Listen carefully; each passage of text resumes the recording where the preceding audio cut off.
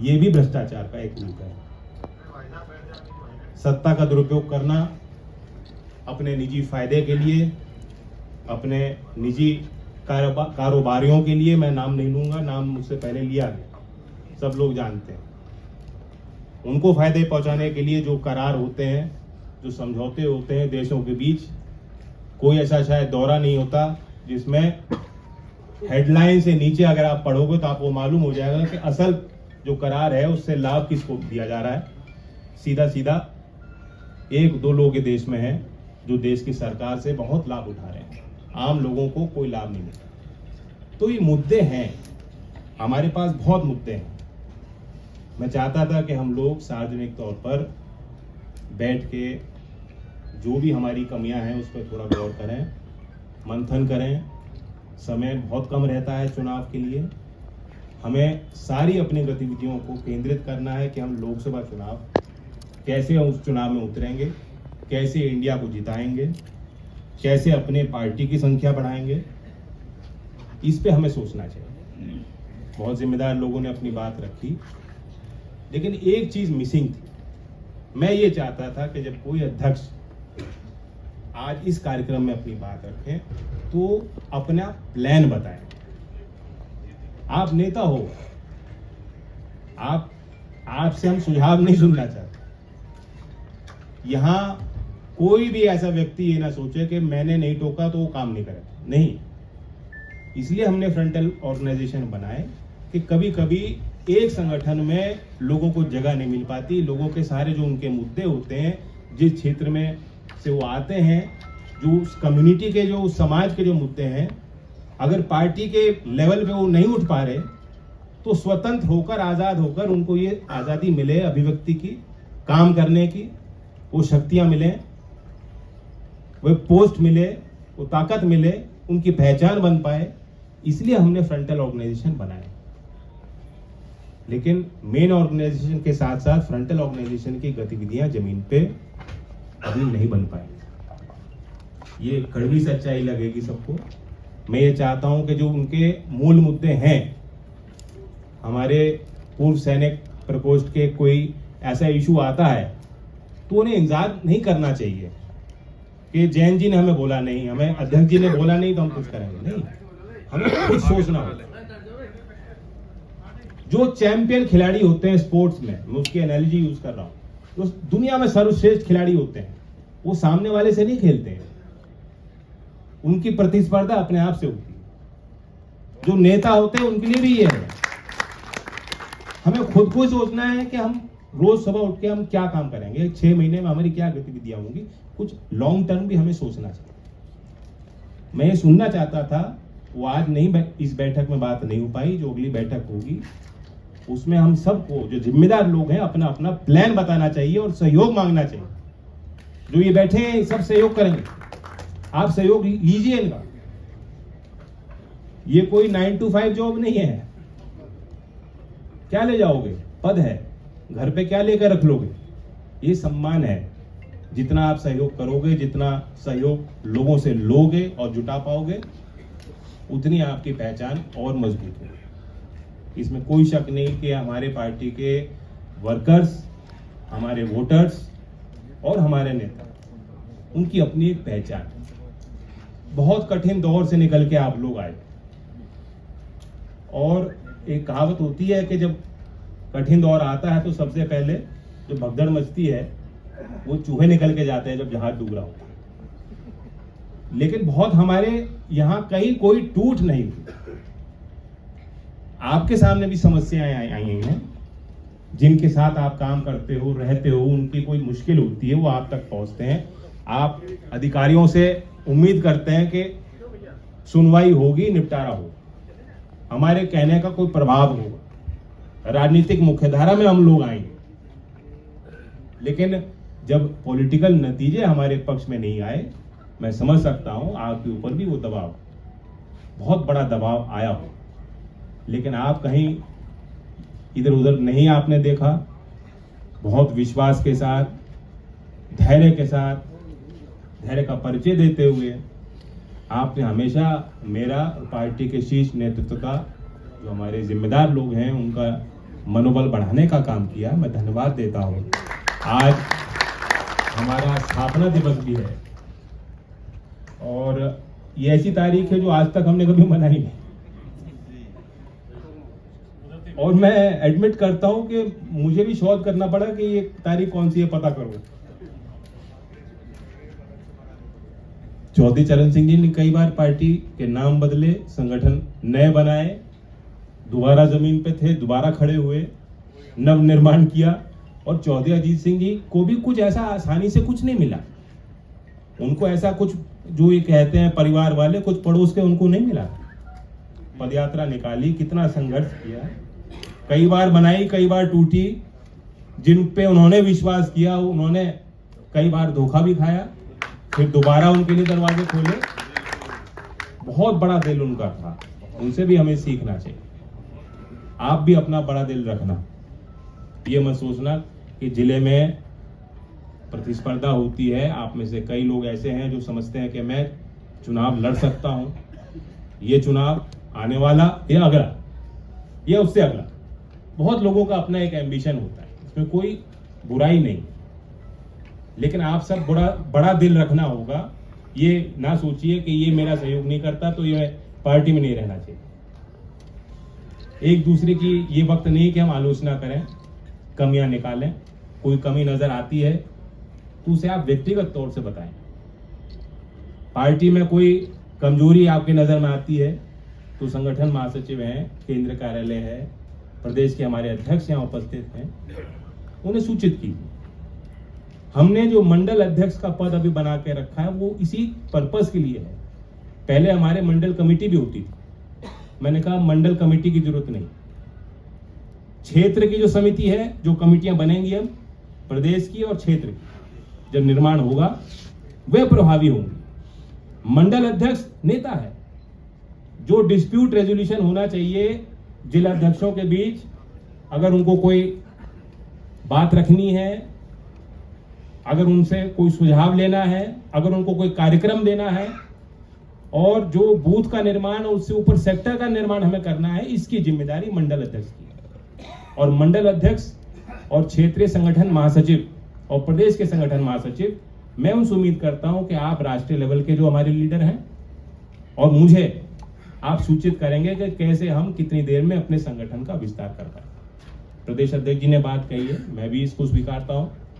कुछ कमियां केंद्रीय कार्यालय से भी हैं, जो जिला के स्तर पे जो कमेटियां आई हैं, मैं उम्मीद करता हूं कि 24 नहीं तो 48 घंटे के अंदर जो सुझाव है, कोई चेंज करना है, कोई प्रारूप अलग है, हमारा डिजाइन कुछ है, जिला अध्यक्ष ने अपने सुझाव किसी और उसमें दिए हैं, तो उनसे बात करके उनको बताएं। लेकिन अब वक्त नहीं है, जो जिम्मेदार लोग हैं उन्हें संगठित हमें करना हो। सेक्टर पे हमें गौर रखना है, क्योंकि मैंने कहा सारा ख्याल हमें लोकसभा पे देना है। कुछ लोकसभाएं आपके नजर में है जो आपको पता है हम लड़ेंगे, दूसरी लोकसभा कौन लड़ेगा, वो भी हमें लड़नी है। इंडिया में अगर साझी लड़ाई है और आप मैदान छोड़ दोगे, जो हमारे अध्यक्ष जी कह रहे थे, अब मैदान छोड़ दोगे और वहां कोई हमारा आदमी खड़ा नहीं रहेगा झंडा लेके, झंडा और डंडा दोनों, तो फिर काम कैसे चलेगा। तो हमें और आपको जो जमीन पे वर्कर है उन्हें बहुत मोटिवेट करके रखना है। सारी बातें यहां मैं नहीं कह सकता, मेरे इशारों को आप समझिए। वो ये सोचता है कि भाई चौधरी चरण सिंह जी तो लाल किले से बोले थे, आज भी वही हमारी पार्टी का अस्तित्व होना चाहिए, होना चाहिए, बिल्कुल होना चाहिए। मैं आपको ये नहीं कह रहा कि उसको उल्टा कुछ समझाओ, कहो बिल्कुल, लेकिन अगर दौड़ लगानी है तो एक पांव के आगे दूसरा पांव रखोगे तभी तो होगा, एक कदम के आगे दूसरा कदम बढ़ाओगे तभी हो। आज हम लोग इंडिया के साथ हैं, कल एक महत्वपूर्ण बैठक होगी, उसमें शायद सिद्दीकी जी, उसमें हमारे आपके तरफ से प्रतिनिधि हैं, वो बातचीत करेंगे। और हमें उम्मीद है कि 2 अक्टूबर जो गांधी जयंती है, उस महत्वपूर्ण तारीख से कोई राष्ट्रव्यापी कार्यक्रम होगा और उत्तर प्रदेश में भी साझा कार्यक्रम होगा। जो इंडिया के जो बड़े चेहरे हैं उनको हम निमंत्रण देंगे कि उत्तर प्रदेश की जमीन पर आएं, और आपसे भी उम्मीद रखते हैं कि बढ़ चढ़कर आप हिस्सा लें और हौसला बढ़ाएं इंडिया के सभी कार्यकर्ता। बहुत सी बातें होती हैं मीडिया में, उस पर आपको गौर करने की कोई जरूरत नहीं। जैसा आपका मन है और जैसे आपकी इच्छा है, उसी आधार पर मैं निर्णय लूंगा। और मैं आपको बता देता हूं, जो हमारी बातचीत हुई है 3 दौर की, तो नेशनल लेवल की बैठक हुई है, उससे पीछे पर्दे के पीछे कई बार बात हुई है, और आगे भी अभी भी हो रही है। जो लोकदल के मूल मुद्दे हैं, जैसा कि यशवीर जी कह रहे थे G20 पे कोई किसानों की बात नहीं आई, वे सारे मुद्दे जो हैं इंडिया के मैनिफेस्टो पे, घोषणा पत्र में, सभाओं में, कार्यकर्ता के जुबान पे वे सारी बातें होंगी। एक आम सहमति उन मुद्दों पे बनी है। और आप ताज्जुब करोगे, मीडिया वाले तो चलाते हैं कि कौन कितनी सीट लड़ेगा, कौन कितनी सीट लड़ेगा। अभी तक सीट पे एक बार भी बात नहीं हुई, एक बार बात नहीं की है नेताओं ने। यानी बहुत बड़ा विश्वास एक दूसरे पे, उस स्तर पे सभी अलग अलग पार्टी के हैं। कई ऐसे प्रदेश हैं जहां 2 पार्टियां हैं, उनमें आपस में भी टकराव है, उसके बावजूद वे ये चर्चा नहीं कर रहे कि ये सीट पे क्या होगा। इसलिए मैं कह रहा था, हमें और आपको भी बड़ा दिल रखना होगा। कहीं भी हमारे जमीन पे जो वर्कर हैं वो मायूस नहीं होना चाहिए। अगर आपके अंदर को मायूसी आती है कि आपको टिकट नहीं मिला या आपकी सीट आपको नहीं मिली, वे बात नीचे तक नहीं पहुंची। मैं आपसे उम्मीद करता हूं कोई नेगेटिव बात, कोई नकारात्मक बात कि ये सीट हमारा सिंबल, कोई मतलब नहीं। अभी से अपना मन बना लीजिए, क्योंकि जब फैसला ले लिया, आप भी नहीं चाहोगे कि उस फैसले, उस रास्ते से मैं अलग हूं। तो इसलिए सेक्टर के बारे में बताना चाहता हूं आपको। केंद्रीय कार्यालय में हमने जिम्मेदारी दी है। जो हमारा पिछला विधानसभा चुनाव लोग लड़े थे, क्योंकि हम कुछ ही क्षेत्रों में चुनाव लड़े, उनका एक अनुभव था। सारे प्रत्याशियों ने अपना निर्माण हमें दे दिया, जो उनका आइडिया है कि कैसे कैसे भौगोलिक स्थिति के हिसाब से बूथों को इकट्ठा करके सेक्टर का निर्माण हो। जिलाध्यक्षों तक भी, कुछ जिलाध्यक्षों तक वो पहुंच गई बात। मैं सभी जिलाध्यक्षों से कहता हूं कि अगले 15 दिन में आप चिन्हित तो कर लीजिए कि कौन सा सेक्टर, कौन सा बूथ।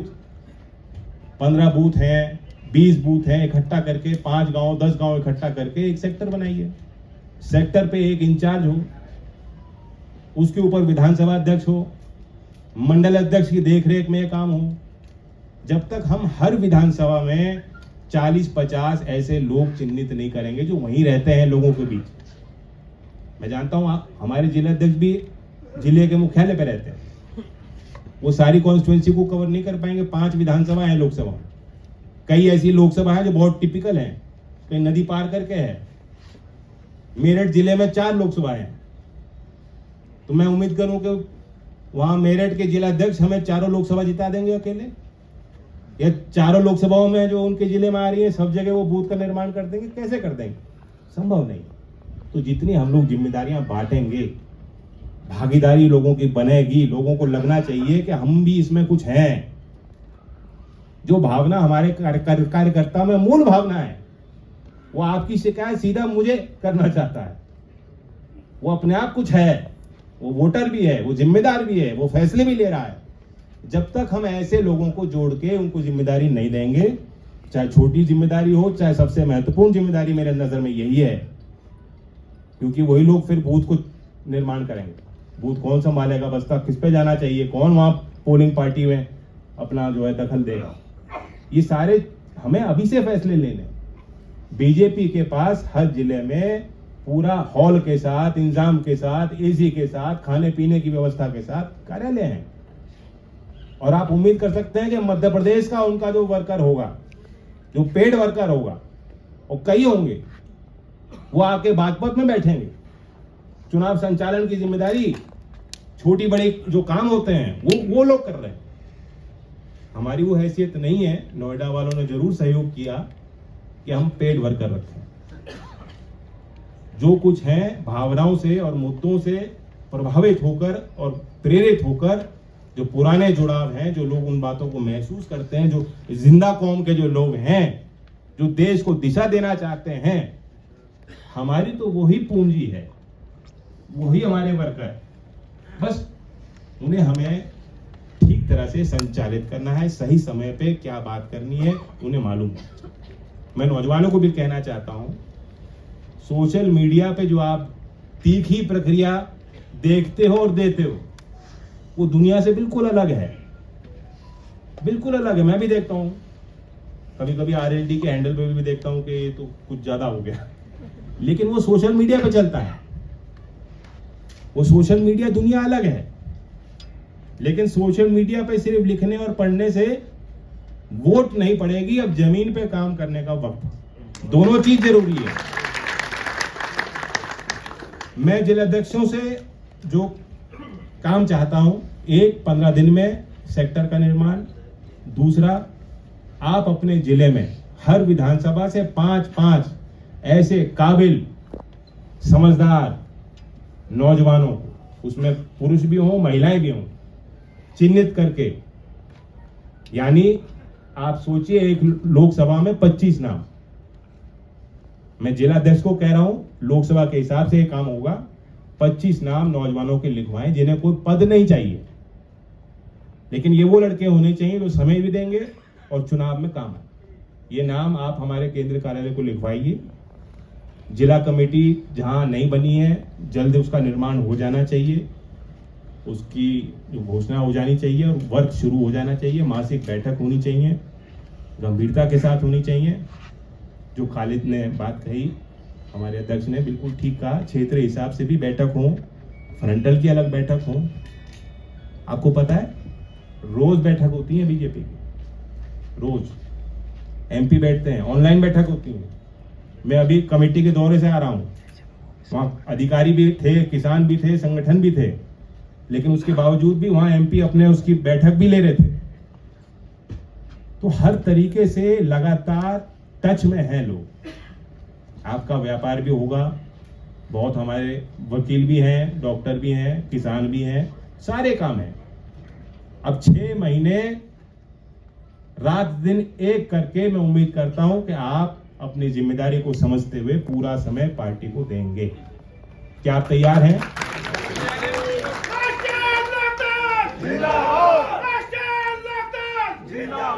आज शुभ अवसर है, पार्टी की वेबसाइट का लॉन्च हुआ है।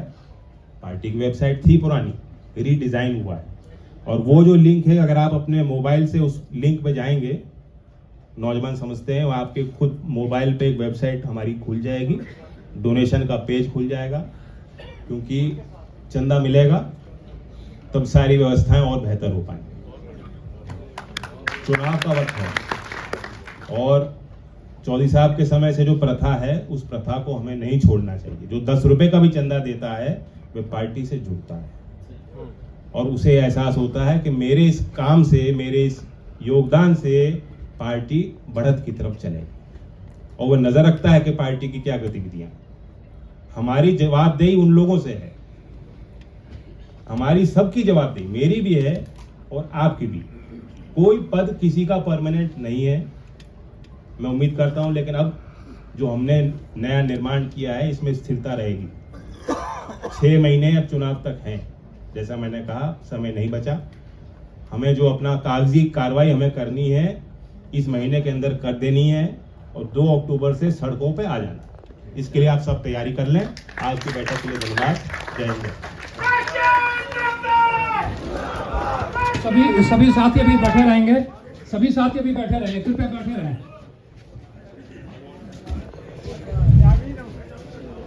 अभी हम लोग राष्ट्रीय लोकदल परिवार के कुछ महत्वपूर्ण व्यक्तियों का निधन हुआ है। उनके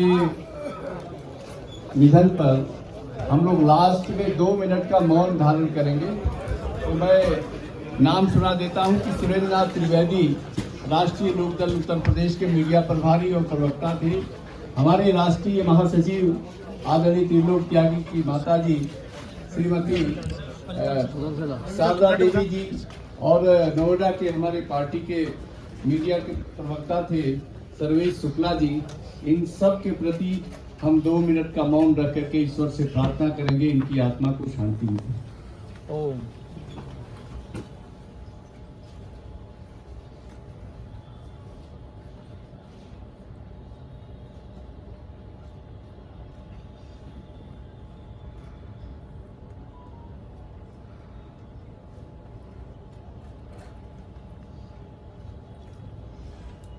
ओम शांति। ओम शांति शांति।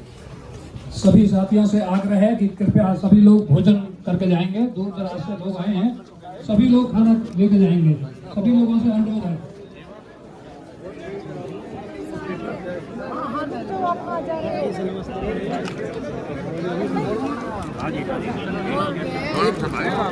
राम से राम।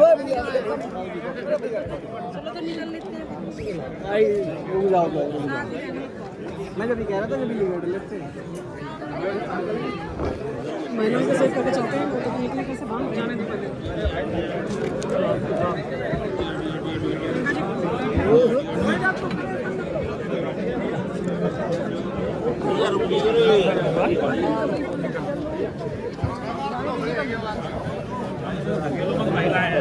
इधर से नहीं जाना गेटिंग है भैया भाई।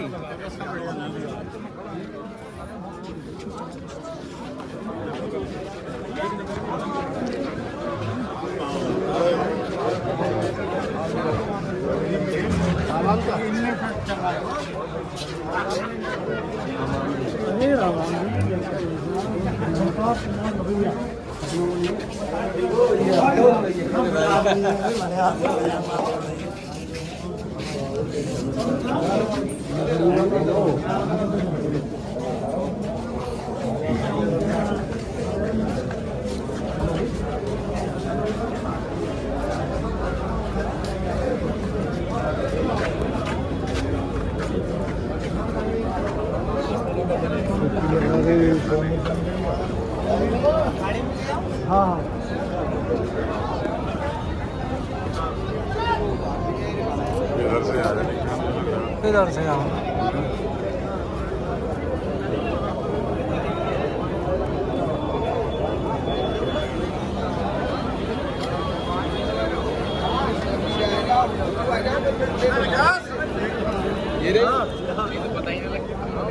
है ना सामान ना है